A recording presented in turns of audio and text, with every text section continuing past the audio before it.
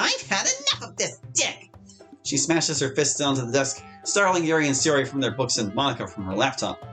Realizing the scene she's caused, Natsuki slowly cools and she settles herself into a newfound embarrassment. In the outburst, her phone had fallen off of the desk and she begins to look around for it.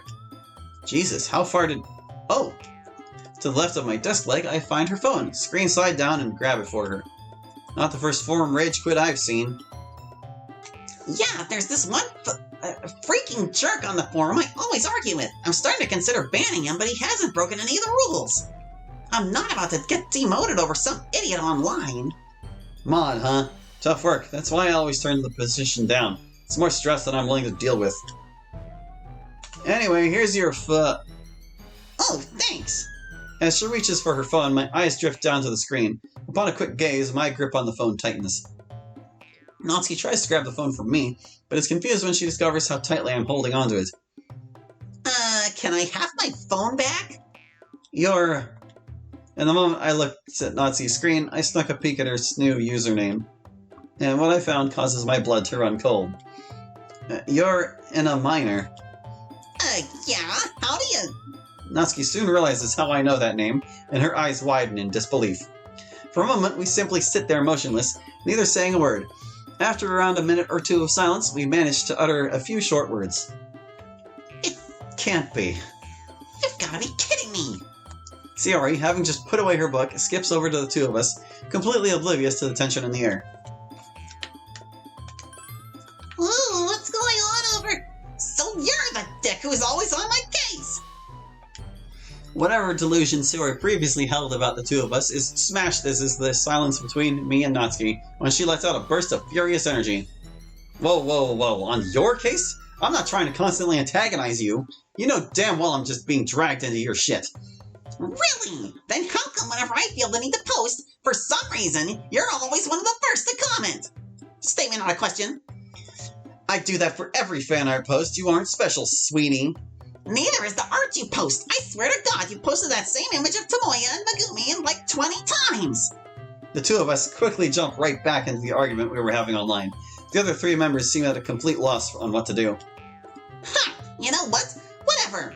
This is actually an amazing day for me. I finally get to put a face to that irritating tone of yours, and I've got to say, you look like an even bigger neat than I imagined. Your hair is a fucking mess, and that blazer isn't doing too good keeping that fat hidden tubs.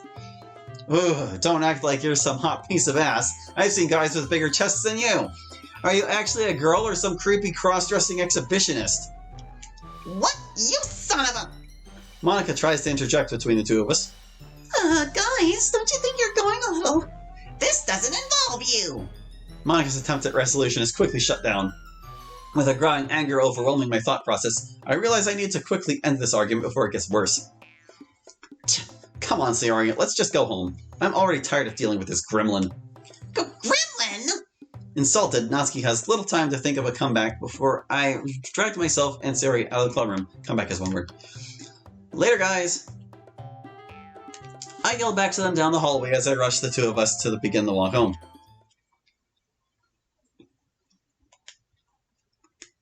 Around 5 minutes away from the school, I begin to feel my rage subside. My face cools down and I regain the ability to think clearly. Sayori remains just as uncomfortable as before and skips awkwardly to my right. Say something. The suspense is killing me. Sorry. I'm just not sure what to say. Just say anything. Your silence only makes me feel worse. So my surprise ended up backfiring? Big time. What even happened back there? Well, I discovered a horrible truth about the relationship between me and our flattest member. It seems the two of us are destined rivals. So you guys know each other? Yeah, we both frequent the same board on Sanu. Turns out she's the guy I'm constantly arguing with. Right before, we got into a fight in DMs, and when she knocked her phone off the desk in anger, I found out she was the same person. Wait, you guys were fighting because of a website? It's more than a website, Sayori. It's a lifestyle. I don't get you at all. But you need to apologize to her. Nah, I'm good. She's the one who came at me. If anything, she should apologize. Come on. If neither of you do, then the club's going to be ruined with your clouds of anonymity. Animosity, Sayori.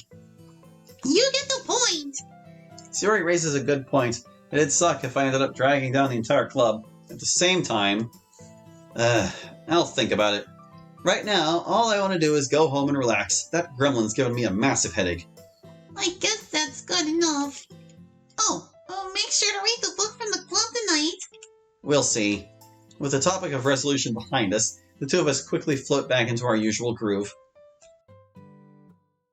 Reaching my house, I wave goodbye to Sayori before walking inside and putting an end to this roller coaster day.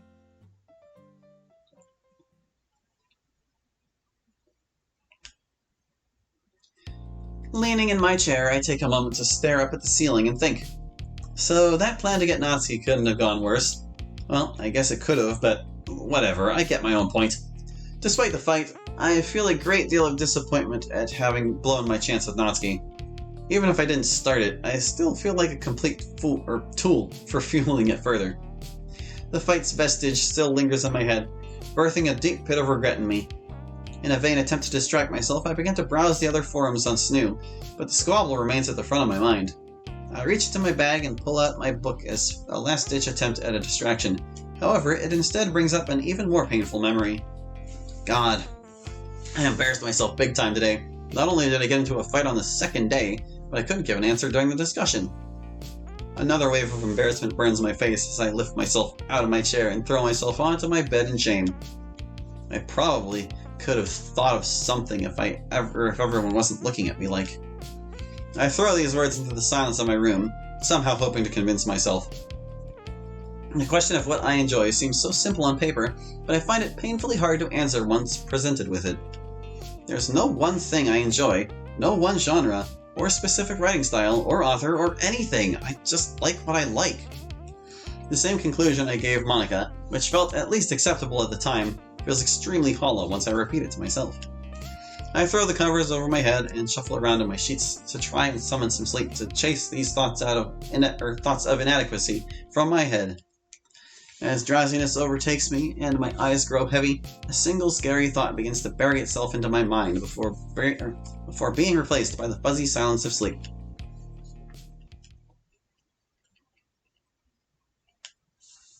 Me? What? You bet. Who? In an instant, a wave of ice-cold water splashes against my face. Ah! What the hell? I rise from my desk, violently jerking my head around, looking for the cause of my near-death experience. Sitting on top of the desk next to mine, I find her, smiling cheerily, as if she hadn't done anything at all. Good morning. Fall asleep in class? Don't good morning me. I pull her by her collar, just enough to pull her from the desk. Wow, I ain't done nothing. Yeah, then explain the water bottle that was hiding behind you. I got thirsty.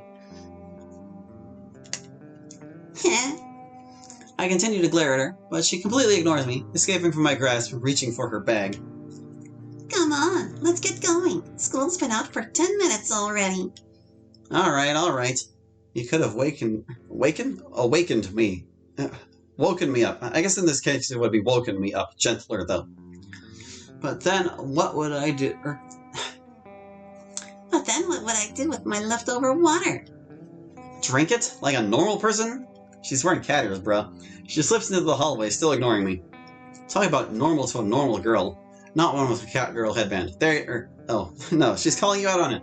Oh my goodness, I can't tell when she's talking. I can't... Whatever, it's fine. It's not like I have a voice prepared for her anyway. I sigh. Well, if it makes her smile like that, I don't mind putting up with her a bit. God, that sounded so much more creepy than I wanted. Hold up! You can't get in my house without me. Can't I? What does... I reach for my keys, only to find an empty pocket. Hey, wait a second! I rush out into the hallway, just in time to see her slip around the corner towards the school's entrance. You damned thief! Poem 3. Samudaya is yet another word I do not know.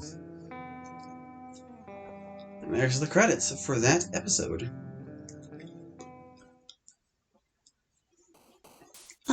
Is this... Oh, the camera's already there. Or here. Where's the... Hello, and welcome back to the... poet of the...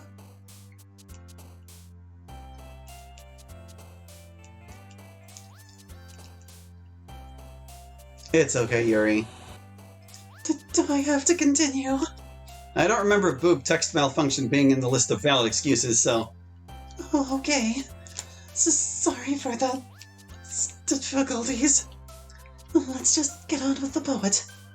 Today's poet is Matsuo Basho. Now, many of you may have heard of Matsuo. As the most famous Japanese poet, he has garnered worldwide fame as the master of haiku poetry. Born in 1644, Matsuo was of samurai descent, or decent. It would need to be have an S, with his father being an indenture servant of the local Todo family, and indenture is always with a D there. As such, he too became a servant. He worked under the family's son, Yoshitada, and together they developed a love of poetry. Matsuo's first published works came from this time with Yoshitada.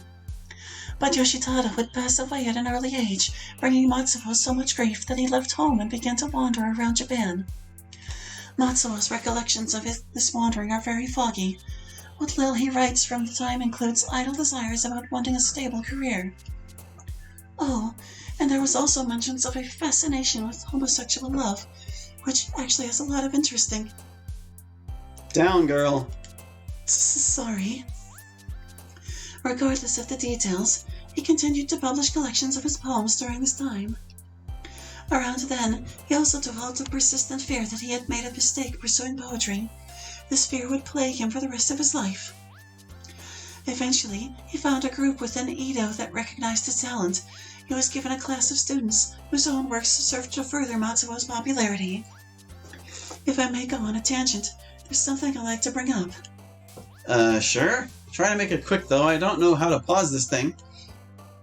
After becoming an instructor, Matsuo constructed a hut near the outskirts of Edo, outside his hut. I guess this was supposed to be hut.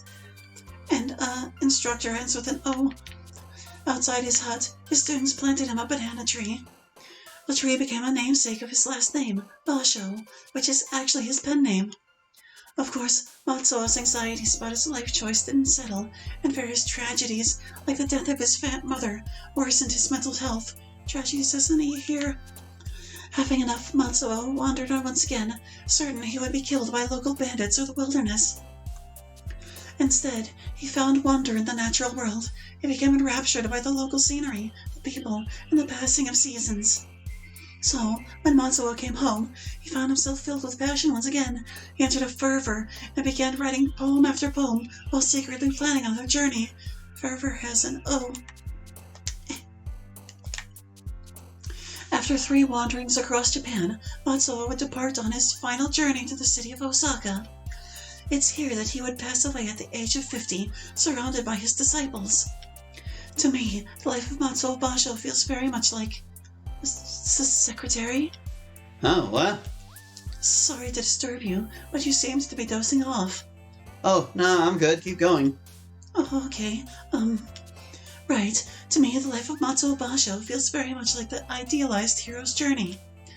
One who faces a great tragedy and refuses to fully face it before gaining a new outlook on life, and triumphing over it, and then finally returning as the hero. This was supposed to be triumphing. In fact, it seems obvious that he would be regarded as the greatest master of haiku. Early on, he had been recognized for his talents, and as his life progressed, his works would inspire many to take their own wanderings to try to uncover the secret to his talent. That was a hell of a sentence. And in death, his words would gain even more power as hundreds of thousands were introduced to him and found themselves enraptured by these short little poems. We can only hope that at the end, surrounded by those captured by his words, he would finally be sure that he had made the right decision in pursuing what he loved. To end off this BODD, I'd like to... No, that's fine, Yuri. Let's just wrap this up. Wait, I still want to. See you guys next time.